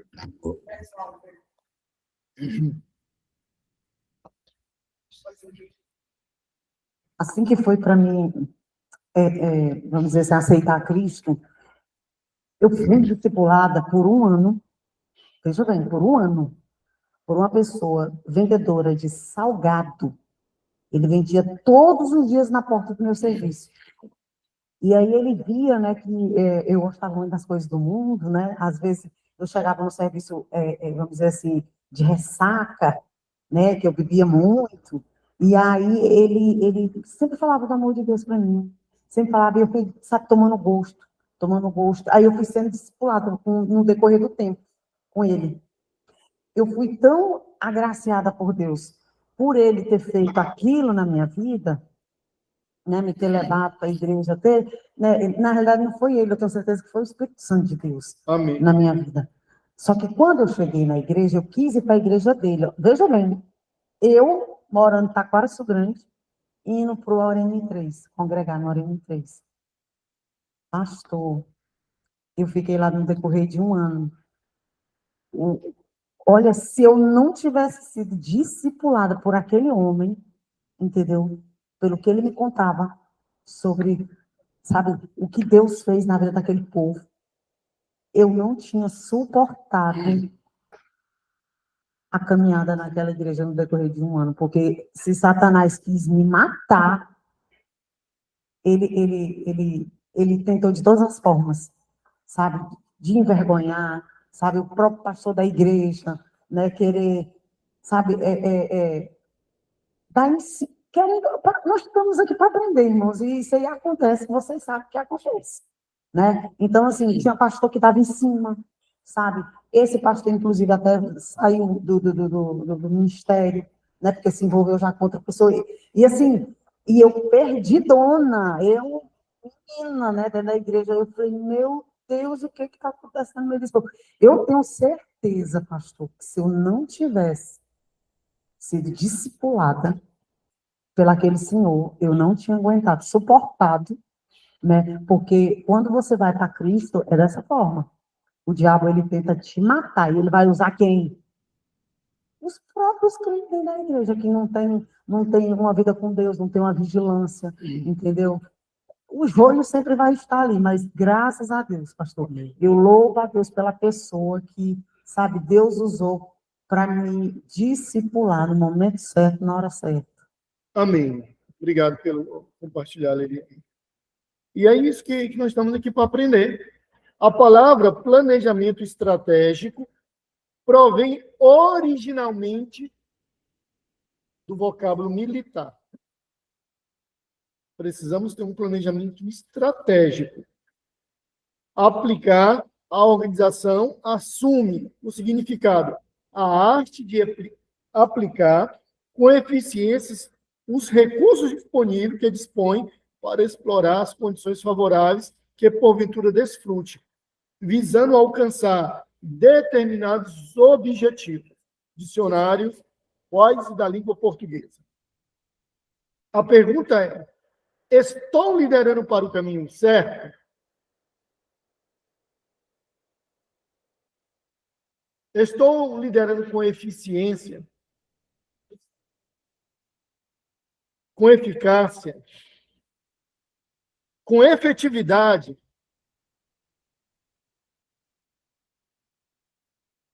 O que é eficiência?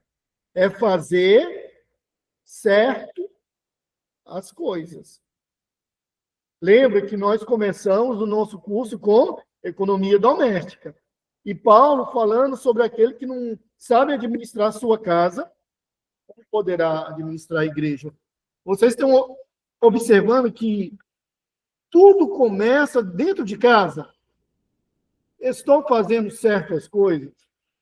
Eu trouxe aqui, ó, o pessoal aqui da sala vão poder ver, isso aqui é a prestação de conta do Seminário Teológico Adonai. Por que nós tratamos literalmente a ferro e fogo? Cumprimos mais do que o que a lei manda, para ter clareza, para ensinar, para nós pastores, que nós devemos fazer a mesma coisa para a igreja. É recurso dos irmãos. Então, é fazer as coisas certas. Agora, o que é eficácia? É fazer as coisas certas. Primeiro, desculpa, eficiência é fazer certo as coisas. Eficácia, fazer a coisa certa. E a efetividade é a capacidade de produzir o quê? Um efeito.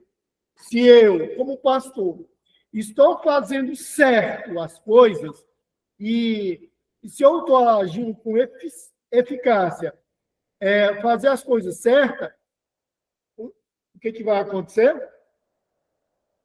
As almas vão ou não vão se converter aos pés de Cristo? Se eu estou cumprindo a Bíblia, literalmente, as pessoas vão ou não vão atrás? Vão. Como fazemos nas igrejas? À primeira vista, um planejamento estratégico parece ser interessante, apenas para as empresas e instituições seculares. A igreja, como organização, deve ter um planejamento bem elaborado e procurar cumprir o que planejou. Existe planejamento na Bíblia? Existe ou não existe? Agora a pergunta é por que nós, eu sempre coloco nós, porque eu tenho que olhar primeiro para mim. Por que a gente não faz? Se Jesus falou tanto sobre planejamento, se toda a Bíblia fala sobre planejamento, por que eu não atuo com planejamento? Negligência. Além disso, eu preciso trabalhar com a palavra desconcentração.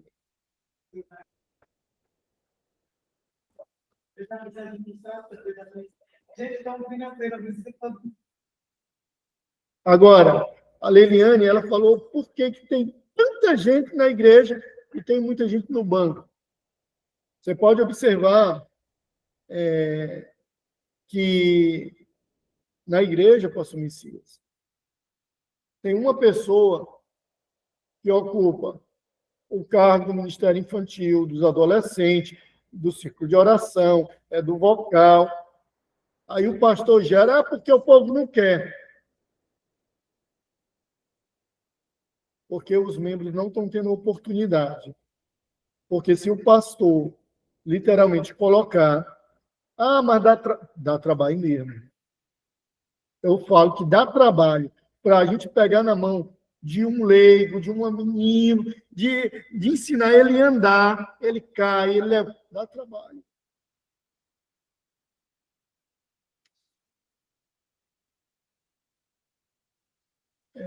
Dá trabalho. Aí depois vem a inveja, o ciúme. Aí os cargos ficam na mão de meia dúzia de pessoas. E eu conheço igrejas assim. Já está refletindo o crescimento da igreja. Então, eu preciso ter desconcentração. Consiste na criação de departamentos efetivos para cumprir uma missão. Por que eu tenho que ser líder do departamento infantil, líder dos adolescentes? Irmãos, um dia eu trabalhava auxiliando a superintendência da escola dominical, trabalhava no departamento de noivos, departamento de casais, departamento da família. Eu estava começando a surtar. Falei, peraí. Aí um dia a minha filha falou, papai, e o meu tempo doeu no meu coração. Cheguei, falei, pastor, a partir de hoje, olha, eu vou ficar na escola dominical.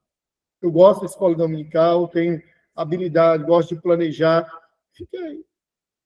Peguei todos os cargos e fui cuidar, sabe de quem? Da minha família. Eu não tinha tempo para minha filha. Domingo, eu passava de manhã na igreja, à tarde inteira ensinando os noivos, que era as pessoas que iam casar, tinha que passar por um curso de noivo. Aí faltava. Aí durante a semana, segunda, tinha programação na igreja. Na terça, culto. Na quarta-feira, eu tinha que repor as aulas das pessoas que faltou. Na quinta, minha esposa ia para o curso cívico de oração. Aguenta não, irmãos. Então, desconcentração. Descentralização. Irmão, se a gente colocou alguém para fazer alguma coisa, deixa a pessoa trabalhar. Ela vai errar? Vai.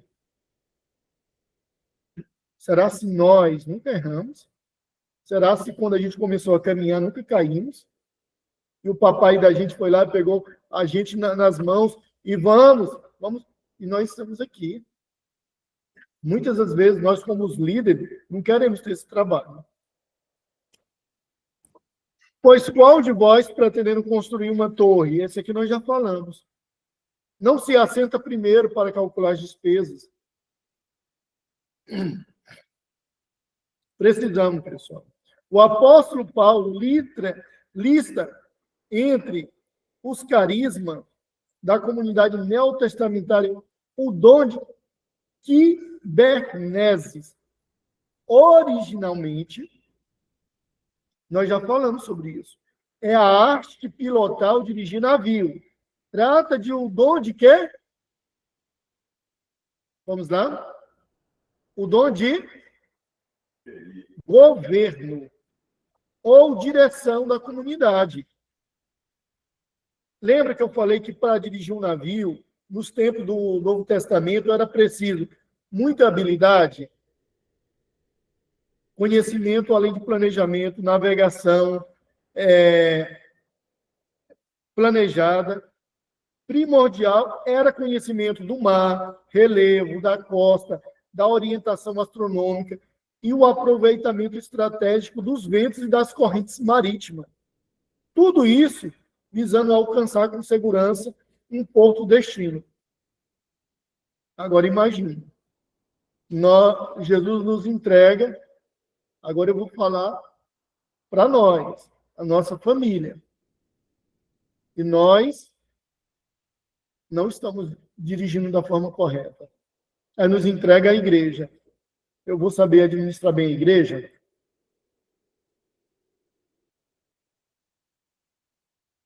Consegui explicar? Ou não? Gerou dúvida? Se eu não consigo gerir bem a minha casa, pilotar bem a minha casa e levar, sabe qual é a maior missão nossa como pastor? A minha primeira missão é apresentar a minha família diante de Jesus. Primordialmente, eu tenho que dizer, Senhor, está aqui a herança que o Senhor me confiou. Eu preciso. Então, eu preciso ter habilidade. O pastor precisa entender de contabilidade, de economia, de direito, de tributos. Precisa de entender de psicologia. Precisa de entender de sociologia. Precisa, irmãos. Ele não quer dizer que ele vai fazer, não. Deveres de um obreiro, nós já falamos. Deveres de um obreiro, acima de tudo, é ser servo. Lembra o que aconteceu com o Roboão? Quem quer contar a história aí? Pode contar. Foi o que aconteceu. Por que desandou Israel? Por que Israel foi dividida? O Roboão, quando assumiu o trono, ele viu, né, o governo que o pai dele exerceu, né? Inclusive, o Salomão, ele tinha como homem muito sábio, um bom governante, um homem de paz. Era mulherengo, era, mas também ele era caloteiro também. Ele chegou a dar terra ruim para um certo rei, o rei lá de Tiro, né? Fez um negócio com ele lá e era para dar umas terras boas, deu umas terras só de... E o rei ficou com raiva dele, né? Aí, enfim, quando o São Roboão assume, como é que vai ser o governo? Agora o negócio muda, o negócio vai andar do mesmo jeito, vai melhorar, como é que vai? Aí o Roboão foi pedir conselho para ele sobre o negócio do governo. Como é que você vai fazer agora com nós? Foi pedir conselho para quem? Primeiro para os anciãos. Os anciãos, né? Aí os anciãos disseram assim, olha, faz assim, assim, assim, assim. Que era o sensato, que eram os governantes, eram os homens que tinham experiência, sabedoria. Aí ele foi lá nos amigos dele, que ele cresceu ele deve ter crescido na farra também, naquela vida boa que ele tinha, que era rico, né? Aí os amigos disseram, não, você vai fazer assim. Aí deram o conselho para ele fazer. Olha, como é que ele usou a expressão, né? O dedo midinho do... O dedo midinho. Meu dedo midinho é mais gordo do que o lombo de meu pai. Mais ou menos assim, né? Quer dizer...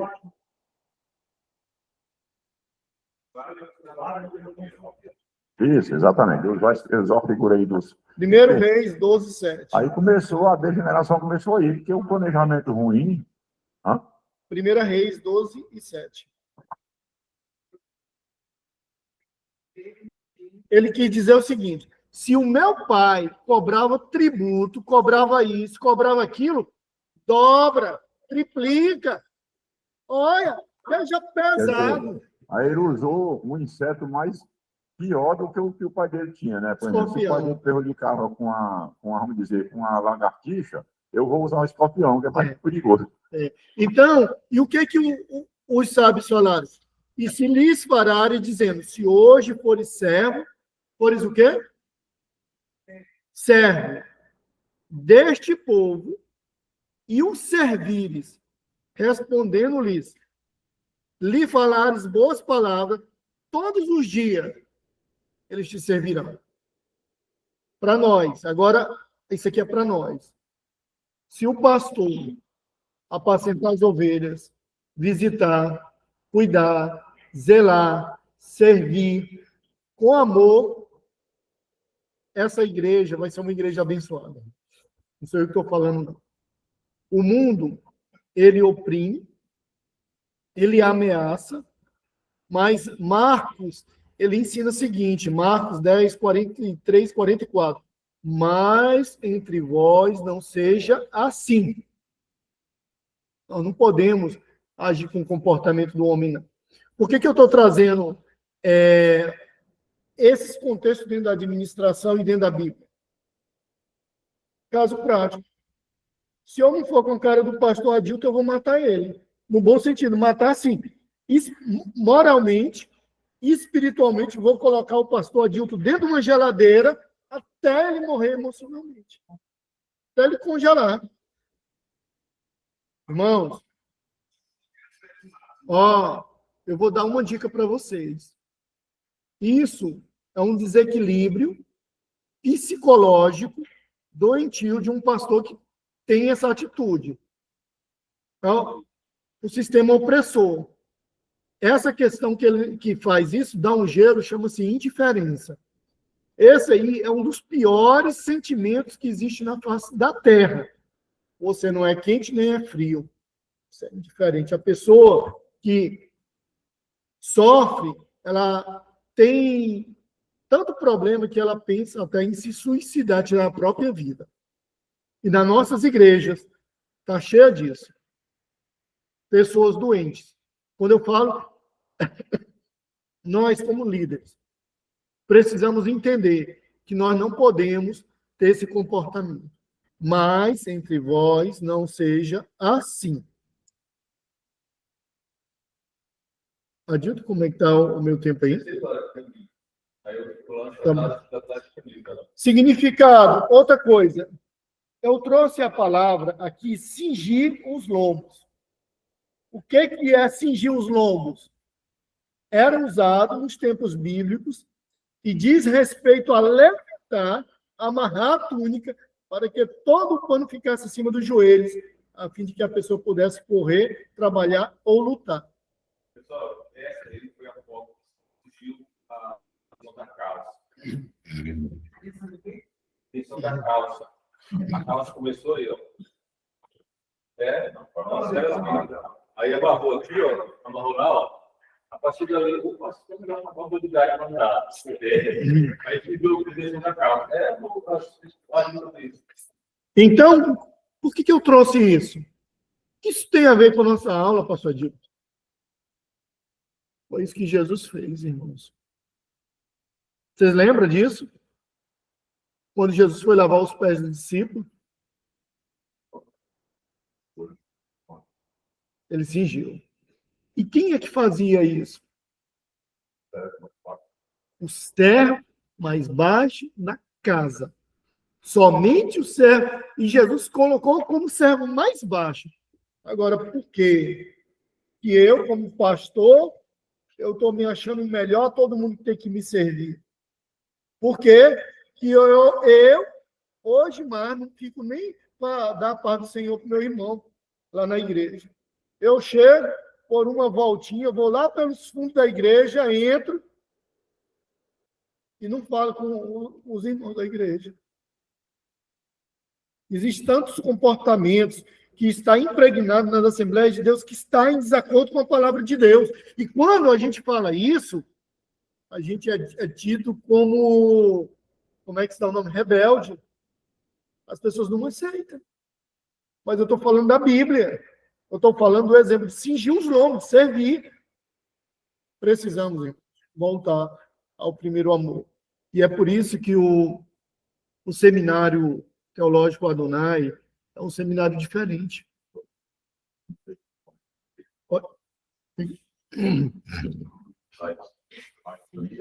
Essa questão aí do cingir os lombos, aí o apóstolo Pedro se utiliza desse cingimento aí a trazer para o nosso interior, nossa alma, cingindo os lombos do vosso entendimento. Né? Aí estejai, aí fala da obediência, fala da santidade. Então, quer dizer, cingir os lombos aí era para a pessoa literalmente correr, né? Com mais facilidade. Então, quando ele fala cingir os lombos, aí o termo lá diz que a pessoa é tirar aquilo que está agarrado, aquilo que está atrapalhando, né? E deixar a mente livre para você pensar e se inclinar aquilo que Deus quer que você seja e que você faça também. Amém, amém. Que Deus em Cristo abençoe. E é por isso, Leiliane, que o Seminário Teológico Adonai, eu digo que é um dos melhores seminários, porque aqui a gente não mede palavras, não. Nós procuramos, com todas as nossas falhas como homem, ensinar o que a Bíblia diz. Não importa se eu vou agradar o pastor Adilto, não importa se o pastor Adilto vai puxar minha orelha depois, e aí a gente fala a verdade, em amor. E que está escrito na Bíblia. Tá? Então, o microfone. Então, enquanto chega na Leiliane, precisamos, irmãos, as pessoas que estão em casa, saber que o Seminário Teológico Adonai é um seminário que tem compromisso acima de qualquer coisa com a palavra de Deus. A nossa bússola é a palavra de Deus. Nós não temos compromisso com agradar pessoas.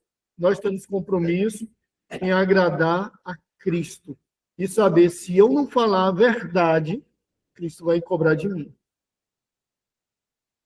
Não, eu estava fazendo essa observação, que eu estava perguntando para o pastor, que me fugiu a memória aqui que é Romanos, 10:17, que fala que a fé vem pelo ouvir, né? E ouvir a palavra de Deus. Então, é tudo aquilo que está aqui, a gente não... Né, a gente tenta passar o mais claro que está aqui. Então, não é nós, é o que está escrito. E, às vezes, as pessoas acham, ou então fica até zangada, pelo fato da gente estar fazendo aquilo que está na Bíblia. Que é a luz da palavra. Não tem como. Eu vou dar...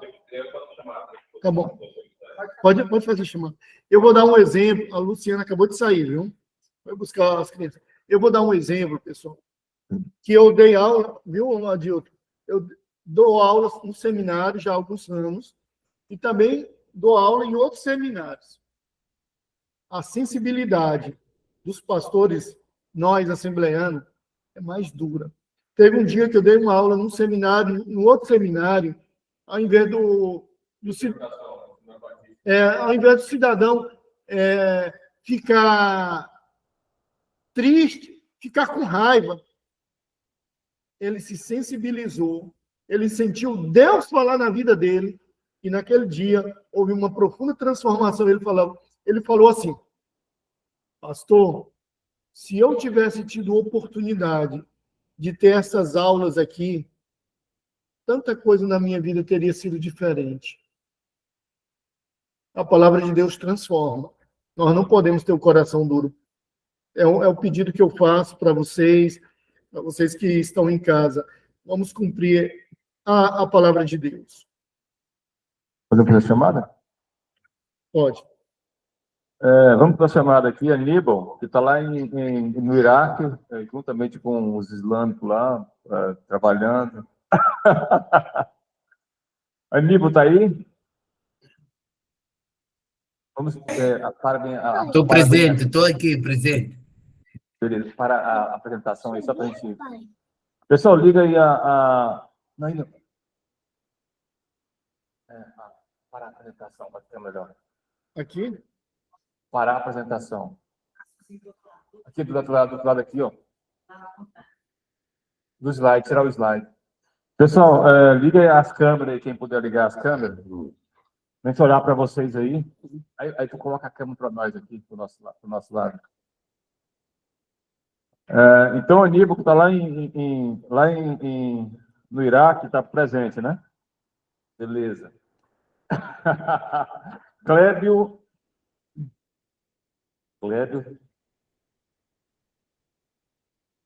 Edivânio está aí?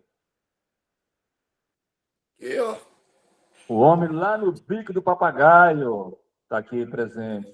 Bico do papagaio.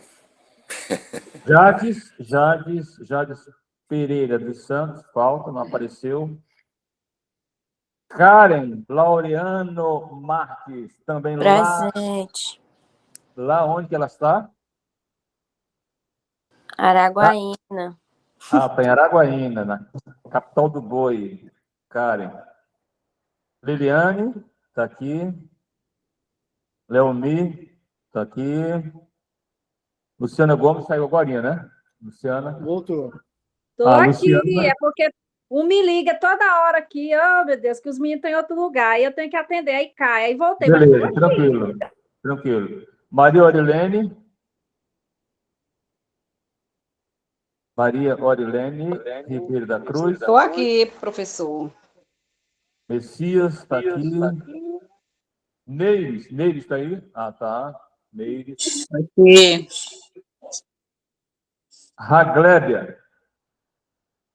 Eu estou aqui, professor. Raglébia, em uma forma bem resumida, o que aconteceu contigo? Fala para o pessoal aí, para eles orarem, para nós orarmos por você. Conta para eles Meus aí. irmãos, estou aqui me recuperando de um pequeno acidente. Na verdade, nem tão pequeno assim. Eu caí de uma escada numa altura de 2 metros e caí com as costas na escada de ferro e machucou a coluna em 2 lugares, machucou muito.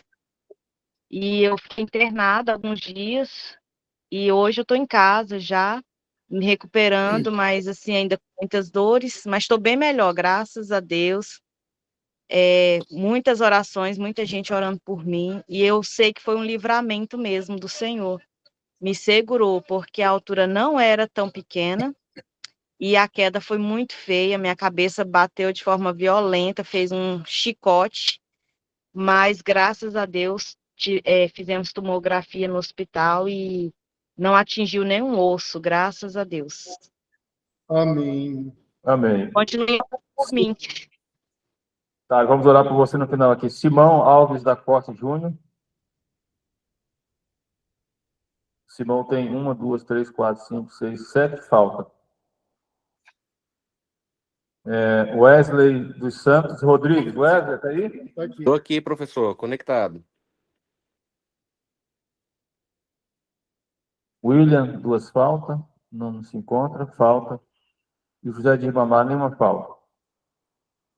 Beleza, então vamos encerrar o intervalo. Daqui a pouco, o pessoal de Teologia do Antigo Testamento, daqui a pouco, lá no link, o link será enviado no grupo de Teologia do Antigo Testamento. Tá? Vamos orar aqui com o irmão Júnior, Riba Júnior, agradecendo pela aula. E eu recomendo, conforme o Leomir falou, para a gente ter as aulas online na segunda-feira. Pode ser? Considerando as datas. Pode ser? Pessoal aí online, as aulas online, considerando o Natal, Ano Novo, vai dar na quinta-feira. a gente ter as aulas online na segunda-feira. Pode ser? Pode sim. Pode ser, pode professor. sim. Beleza. Beleza, então tá. E aí as tarefas serão abertas até o dia 30 de janeiro, sem aquele intervalo, aquele prazo de 8 em 8 dias, tá bom? Considerando o Ano Novo e o Natal. Ok.